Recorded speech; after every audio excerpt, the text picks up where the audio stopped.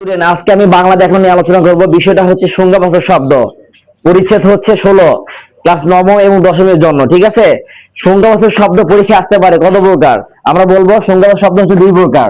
এটা হচ্ছে ক্রমবাচক শব্দ আর হচ্ছে পূর্ণবাচক শব্দ। ঠিক আছে, এখন দেখো আমি চারটা ছক এঁকেছি।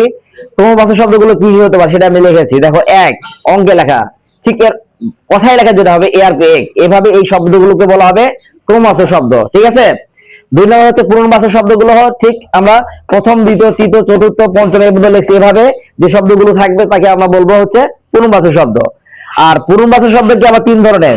ঠিক আছে, একটা হচ্ছে সাধারণ পূর্ণবাচক, তারিখ পূর্ণবাচক আর ভগ্নাংশ পূর্ণবাচক।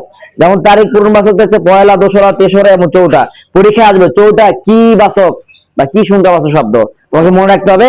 এটা হচ্ছে হয়তো এইভাবে আসতে পারে, পূর্ণবাচক না তারিখ পূর্ণবাচক। হয়তো পূর্ণবাচক যদি না থাকে শুধু তারিখ পূর্ণবাচক থাকবে। ঠিক আছে বাবা, এরপরে আসো ভগ্নাংশ পূর্ণবাচক কোনগুলো। এই শব্দগুলো আরো কিছু বইয়ের শব্দ দেওয়া আছে আরো এক্সট্রা, তোমরা ওই শব্দগুলো মুখস্থ করে রাখবে। যেমন দেখো, এই যে লিখছি আধ, সাড়ে, পোয়া, সোয়া, দেড়, দেড়, আড়াই এবং তেহাই। এগুলো সবাই মুখস্থ রাখবে, তাহলে তোমরা পারবে এমসিকিউ। এখান থেকে 1 মার্কের এমসিকিউ আসবে, এখান থেকে একটি এমসিকিউ আসবে। আবার অনেক সময় মিস্টেকও করতে পারে, বাট কিন্তু এখান থেকে একটা এমসিকিউ হওয়ার সম্ভাবনা বেশি আছে। ঠিক আছে, ধন্যবাদ।